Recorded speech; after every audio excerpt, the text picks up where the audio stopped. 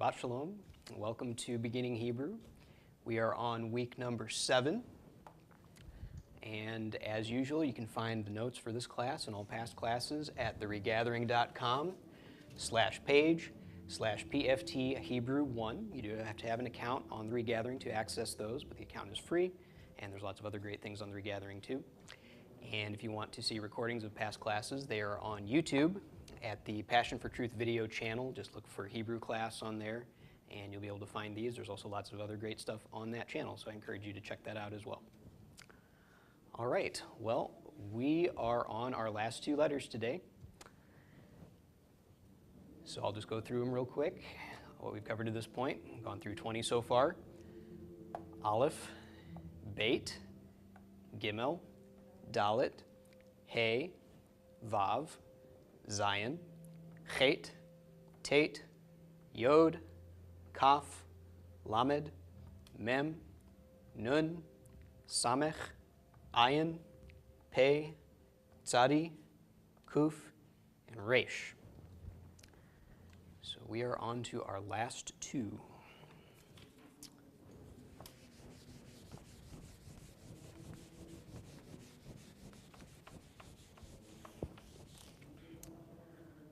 All right, our 21st letter is the letter Shin.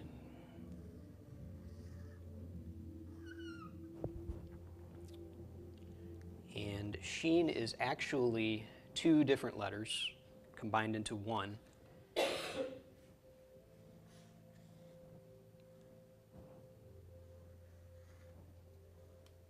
Shin will have a dot above it, and if the dot is above it and to the right, it is a Shin. And it is pronounced as we would pronounce our English SH, sh. And if the dot is to the left, then it is a sin, and it is pronounced as an S, just like the samech.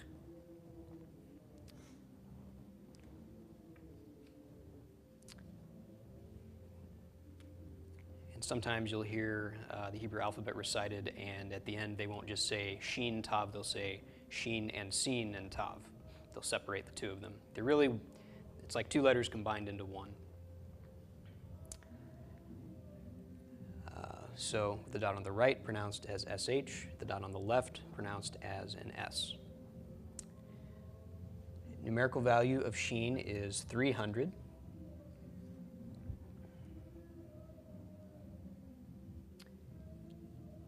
And in Paleo-Hebrew, Shin looked something like this. The Hebrew word shein means a tooth, and so that is the image represented here is that of a tooth, although the modern one actually looks a little bit more like a tooth than the ancient one does. I suppose it could be not necessarily a human tooth, though. It could be a dog's tooth or something like that. You'll hear people associate Shin with fire sometimes, which doesn't seem to have any relation to a tooth. There is something of a relation, though, because Shin is a part of a number of words that involve fire, and I think the idea is that it's something that consumes. So a tooth consumes, fire consumes, and the Shin consumes.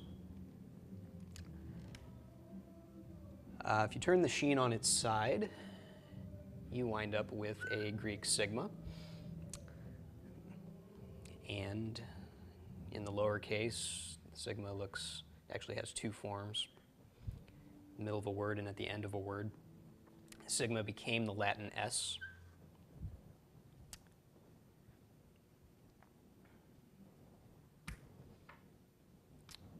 Okay.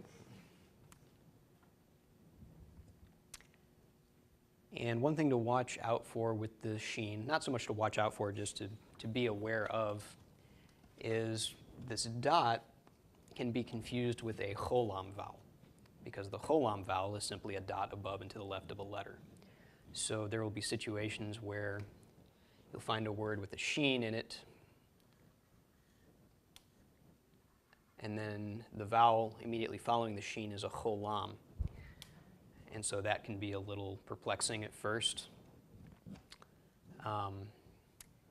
It's fairly easy when the cholam comes before the sheen because you just see two dots in a row, so you know O and then the dot that goes with the sheen. But when you see it like this, sometimes it'll make you pause for a second and wonder if is that a sheen or is that a seen. So that will happen from time to time. It's not terribly often, but it does throw everybody for a loop the first time they see it. It throws me for a loop sometimes when I see it even now.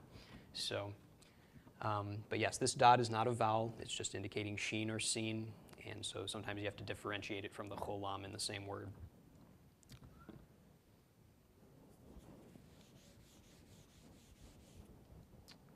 Okay. So that is the sheen.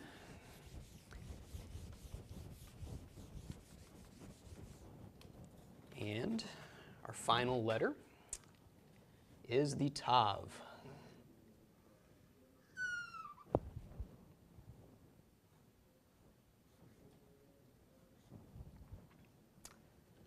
And in Sephardic Hebrew, the tav always makes the sound of the letter T.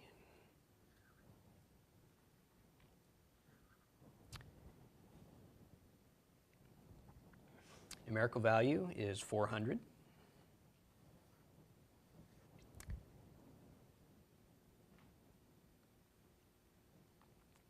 And it's worth noting that there's quite a bit of variety between the dialects in how the tav is pronounced. As I say, in Sephardic, which is what we're learning, it's always pronounced as a T. However, in the Ashkenazic dialect, the tav is pronounced as a T when it has a dagesh and as an S when it does not. And so this leads to a number of words being pronounced a little bit differently in Ashkenazic, and you'll hear them from Orthodox Jews from time to time. So they will say Torah because there's a dagesh in the tav in Torah, but instead of saying Shabbat, they will say Shabbos because the tav at the end of Shabbat does not have a dagesh. Okay, so you'll hear Sephardic Jews say Shabbat, and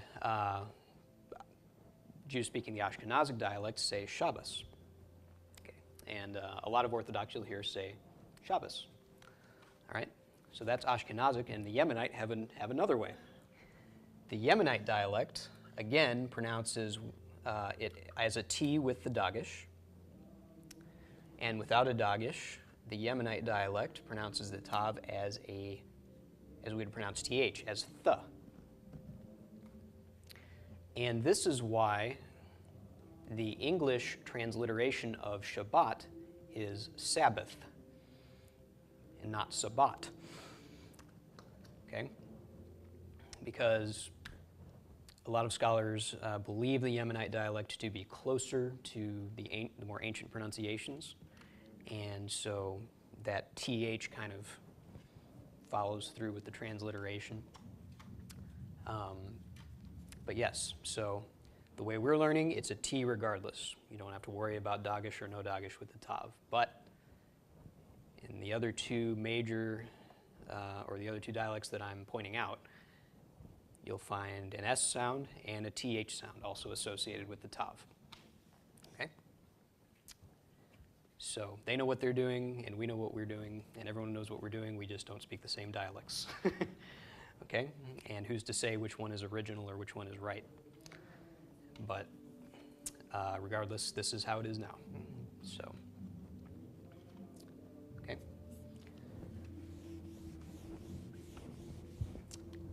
In Paleo-Hebrew, the tav is written like this, or sometimes you'll see it upright.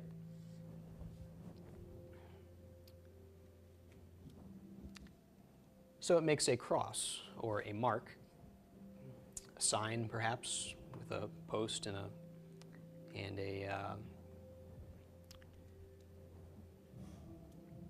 cross piece that would have a name written on it, or perhaps X marks the spot, something to that effect, or perhaps a cross. The Hebrew word tav means a mark or a sign. And it doesn't take much imagination to change this into the Greek tau or the Latin t. Okay. So that is the tav.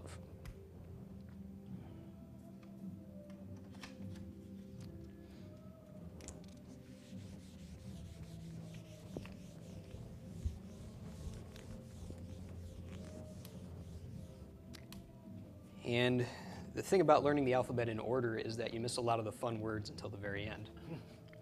So I'm going to go over quite a few of those, just so you're familiar with them, although a number of them you're probably already familiar with. Okay, so here's one you'll encounter a lot: an aleph, yod, sheen, with the chiric vowel underneath the aleph. Okay. So chiric followed by a yod makes long E sound, followed by the sh of the sheen. So ish is the pronunciation of this. And ish is a man.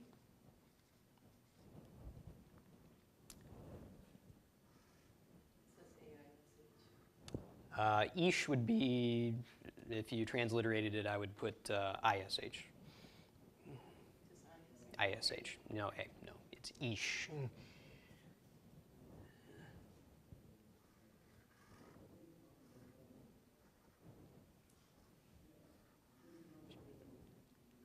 Okay, so aleph, sheen, he, the chiric under the aleph and a comets under the sheen. This is pronounced isha, isha, and isha is a woman.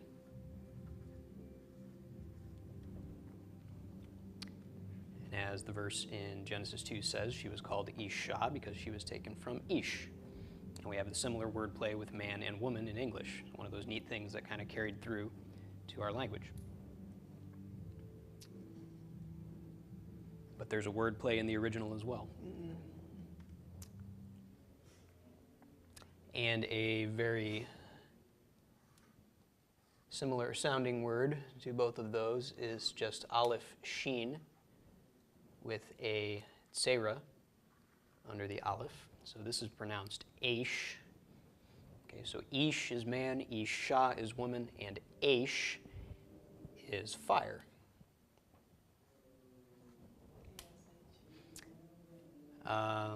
Yeah, or AYSH, or however, whatever makes you think of that pronunciation is basically right. But yes, aish is fire.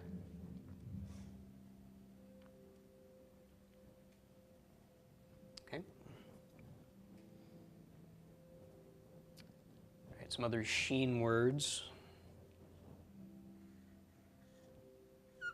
Sheen followed by final mem with a tsera under the sheen is pronounced shame, and shame is a name. It's also the name of one of Noah's sons, or Noach's sons. Shem, Shem, Ham, and Yafet. Shem, Ham, and Japheth. Well, that depends who you ask. But in the dialect we're learning, yes, it is Shem. You will hear Shem quite a bit, and actually sometimes sometimes this vowel will change depending on the words are surrounding it. So, sometimes it'll be pronounced one way and sometimes it'll be pronounced another. But the key is the spelling. Hello, hello. Okay.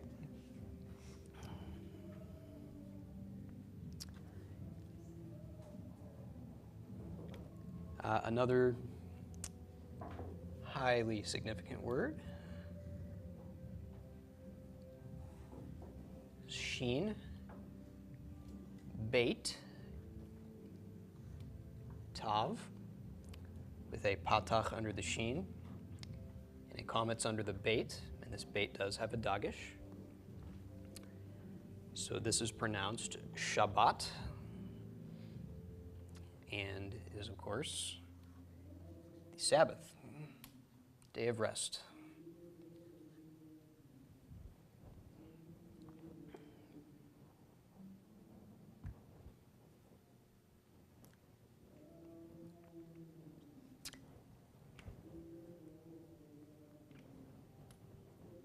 And you're probably noticing a theme here. I haven't written down any seen words, but rather all sheen words. Sheen is quite a bit more prevalent than the seen. But the seen is part of a number of very significant words, which I'll cover in a moment. This last sheen one, sheen, lamed, vav, final mem, with a comments under the sheen. The vav is a cholam vowel. Okay, so we've got sh of the sheen, the a of the comments, the l of the lamed, o of the cholam, and the m of the final mem. All together is shalom. Shalom. And the most common translation of shalom is peace. It can also mean wholeness, health, completion, or restoration.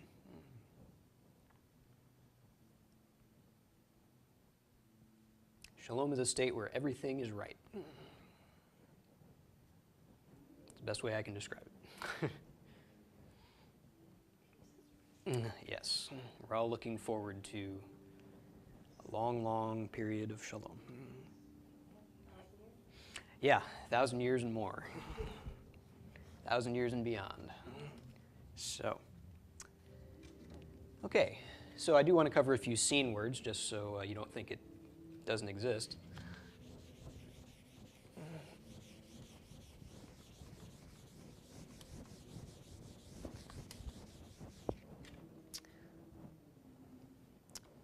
My favorite seen word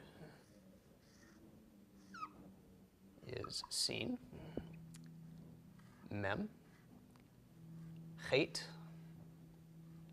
and hey, with a chirik under the seen, a shva under the mem, and a comments under the chet. Okay, so chirik makes the short I sound, the shva makes no sound, and then we've got the a of the comments. So first syllable sim, second syllable cha. Okay, so simcha. Simcha is joy.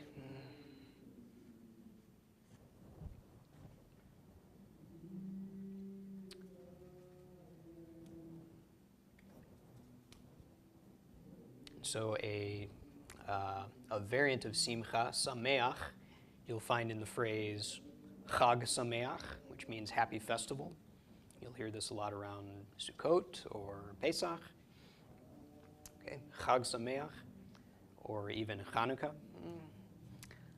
Of course, you can say any number of other things, Yom Sameach, joyful day, or Chag seems to be the most appropriate because it's a time you're commanded to rejoice. So Simcha. It's also part of Israel,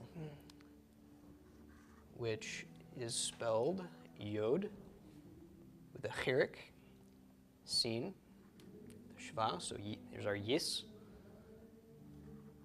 Resh with a comments, Aleph with a tzera, and finally a lamed. So Yis, Ra, and El. Yisrael is Israel.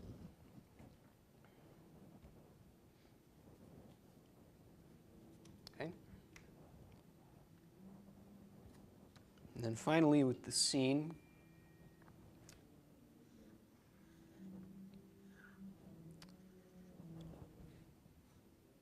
seen with a comments followed by a resh. It's pronounced sar. Sar is a prince, So the phrase Prince of Peace is Sar Shalom, okay, which is found in Isaiah chapter 9, I believe. Okay. And if we add a hey to the end of Sar, making it Sarah, that is a princess.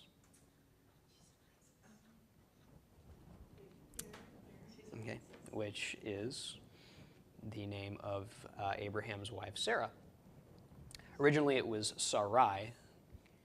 Okay, Sarai meant my princess, but it was changed to Sarah. So she wasn't just Abraham's princess. She was a princess when her name was changed.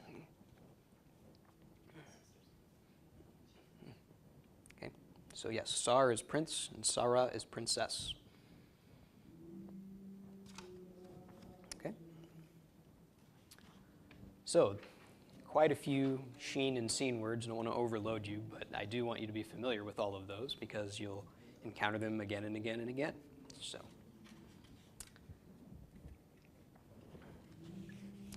all right.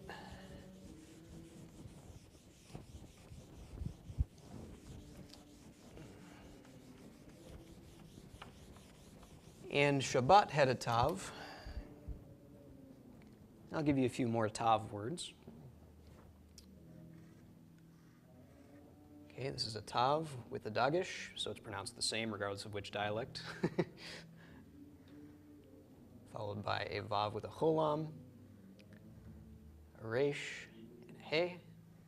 Comments under the resh. Okay.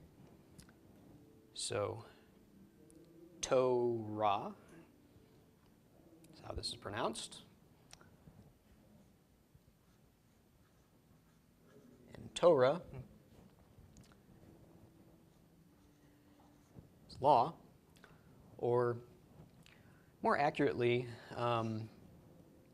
because there are a number of Hebrew words that mean law, and you'll notice this in different translations. The King James is quite diligent about pointing out all the different words that can be translated as law. So you'll see statutes, judgments, my charges, my precepts. You'll see all these different words. And there are actually a number of different Hebrew words that are all translated something, equivalent to law. But they all do mean slightly different things. And in the case of Torah, Torah means law in the sense of a code, in the sense of that it's not just one commandment, but it's like a chunk. It's like a body of laws. So you'll see the phrase like the Torah of Moses is a good example. Okay, there are other codes of law, but the Torah of Moses is what Moses wrote down. You'll also see within the Torah of Moses, you'll see different sections that are referred to as the Torah of this or the Torah of that. So Torah Tzara'at is the Torah of lepers or the law of lepers. And so those couple chapters in Leviticus that deal with leprosy in a person or in a garment or in a house, that's all kind of falls under this heading, and it calls itself that. It calls itself the Torah of lepers. So it's saying that this is a chunk of laws that apply to situation X, Y, or Z. So Torah itself kind of, in a technical legal sense, it would refer to the body of laws. It'd be like traffic law. Okay, it's no different than any other law per se, but it's all kind of lumped together because it all has the same topic. So anyway, just a little aside on technically what Torah means. The root of it, of course, the root comes from a word that means to shoot. So the idea with Torah is to hit the mark. It's to hit the mark. And the word chata, which means to sin, means to miss the mark.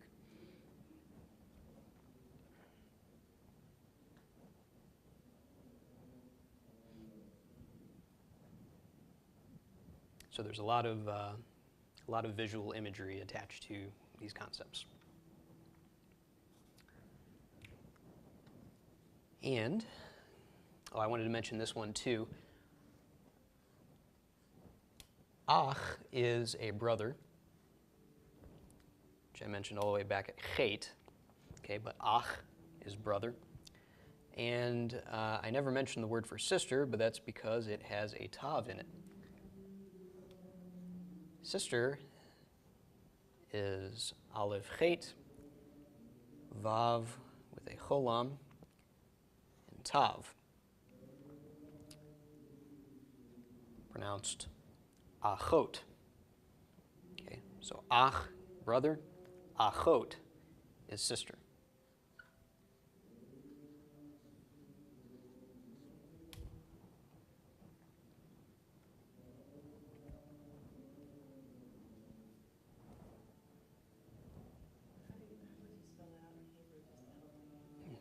A-C-H-O-T.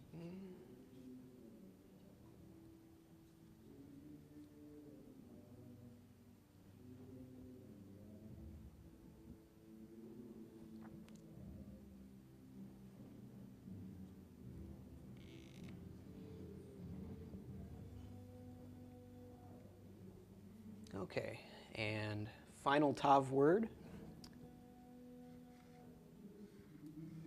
is tav. Go ahead and add the vowels in. Patach, lamed with a shva. So tal, so far. Mem with a chirik, followed by a yod. And finally, a dalet. So we've got the T of the tav, the A of the patach, the L of the lamed, first syllable, tal. Okay, then the M of the mem. Chirik yod makes a long E, which I would write just as an I, but you could write two E's if you wanted to. And then the D of the dalet. So altogether, it's pronounced talmid, talmid. And talmid is related, yes, it's related to the word Talmud, but what a talmid is a student. You could also call a talmid a disciple. But disciple is a little more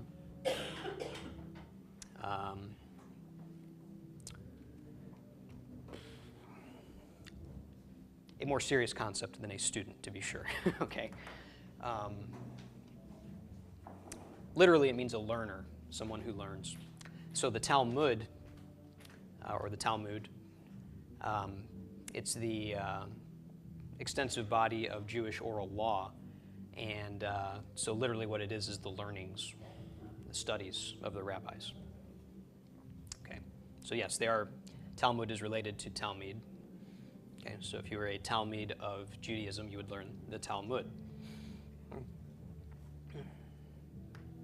Just like if you were a student of English, you would follow an English study guide. Okay. But this is what all of you are who are learning Hebrew, is Talmidim, or Talmidot, of Hebrew language. Oh yes, in the Hebrew language.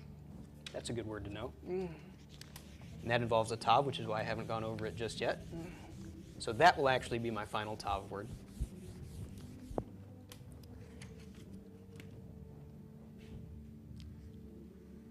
So ayin with a chirik, bait with no dagish, and a shva underneath. Resh with a chirik, followed by a yod, and a tav on the end. Okay. So this is pronounced ivrit, ivrit, or just ivrit if you don't want to swallow your tongue at the beginning. Ivrit is the Hebrew language.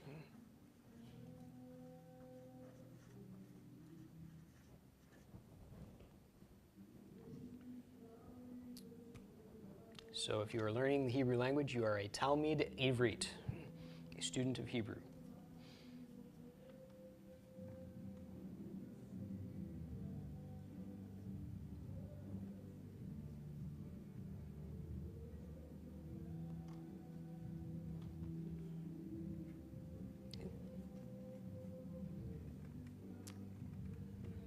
Any questions about sin, shin, tav, or any of these words?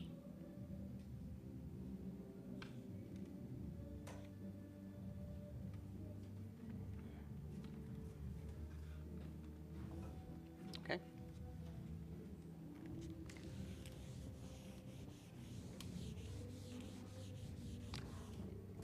Next week we'll be reviewing a bunch of words and kind of getting the hang of pronunciation and just getting more familiar with the words we've already learned. So,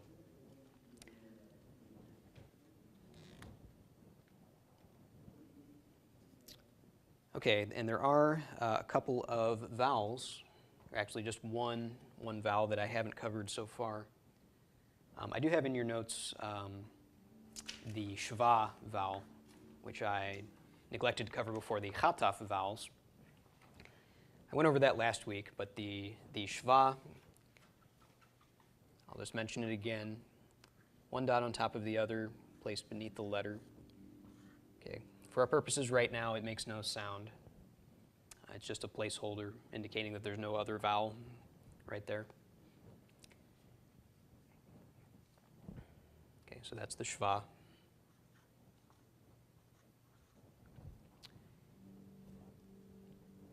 And the vowel that I haven't covered, which is the most rare vowel. You won't see it very often, but you will see it. Okay, 3 dots at a diagonal here, placed beneath the letter. Shva, no sound.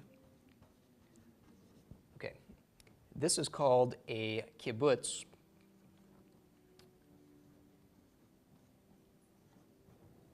Name of this vowel is a kibbutz, and it makes the sound of short U, as in put or book. Okay, that sound. As I say, this is the most rare vowel. You won't see this one very often, but you will see it.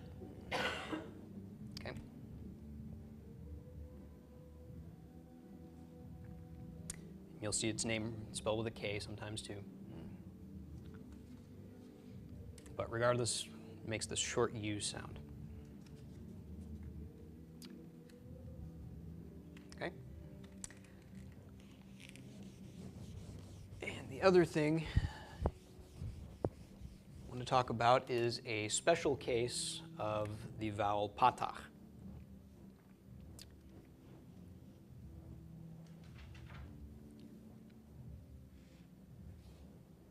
So the patach appears below the letter whose pronunciation it follows. It makes the short A sound ah, as in father. Now, the normal order of pronunciation for any vowel pointing is that you pronounce the consonant and then the vowel that's attached to the consonant. Okay?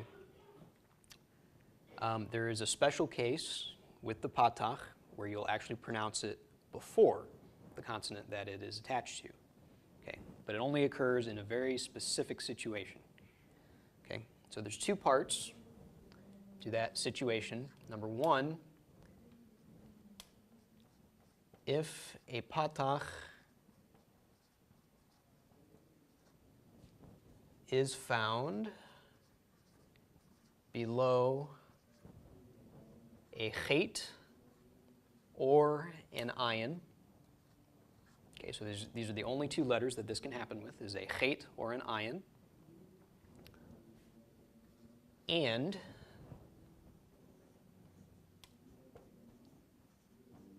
that chet or ayin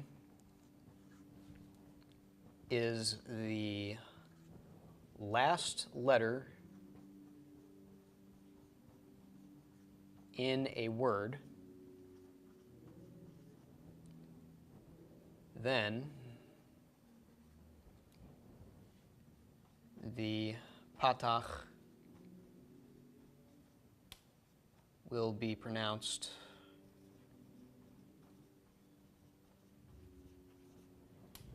before that chet or ayin. So what does this look like? Suppose we had a word, okay, that was spelled lamed, okay, a vav with a shuruk. So far this would be pronounced lu, L of the lamed and the u of the shuruk, okay? And then we had a chet at the end, and a patach under the chet. Okay. Now normally you would think this would be pronounced lu-cha, because we would pronounce the chet before the vowel that's attached to it. But in this happens to meet this very specific set of criteria. We've got a chet with a patach, and it's the last letter in the word. Okay? If it's the first letter or the middle letter in a word, pronounced just like normal. It's only if it's the very last letter. So in this case, this is not pronounced lu-cha, but instead luach. Okay?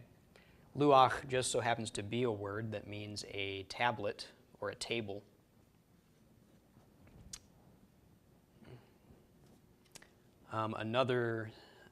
The word you'll see most often that exhibits this property is resh, vav with a shuruk vowel, so ru so far, and then a chet with a patach underneath it.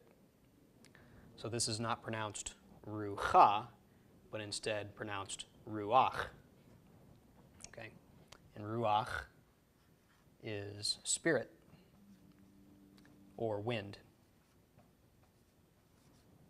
Okay? So ruach is your word to remember this rule by, because you'll always see it spelled this way, and the patach will indeed be underneath the chet.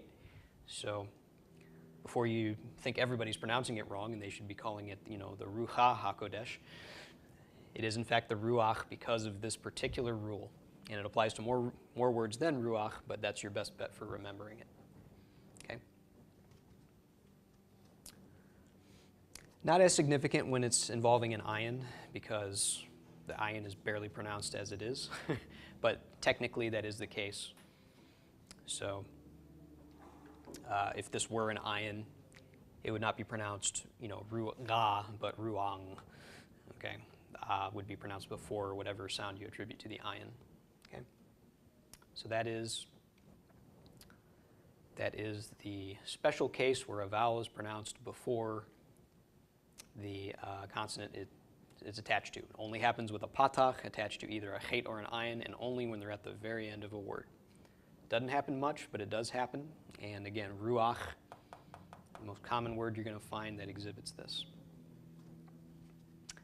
Another word, I'll just give you one more example.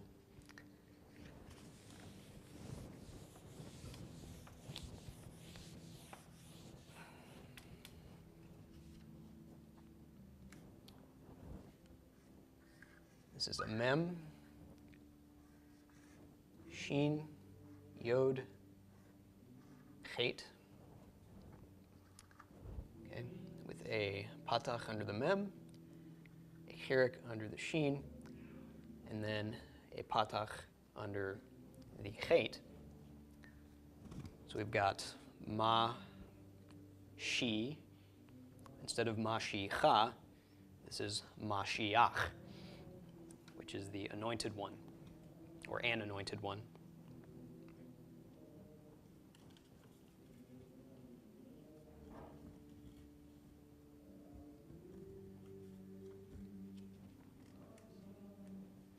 Okay?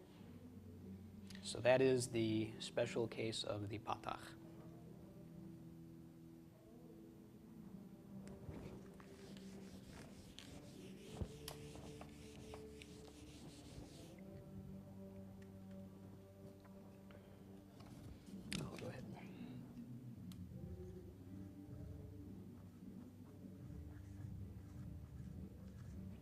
Mashiach, of course, is where our English word Messiah comes from.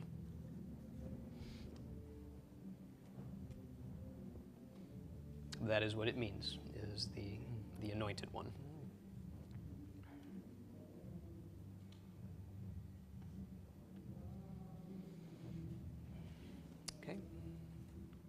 there any questions about that?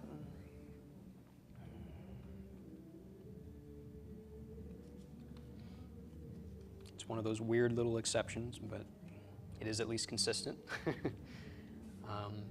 Okay. Any questions about anything else?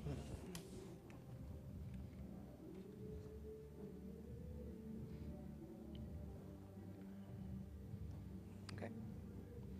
All right.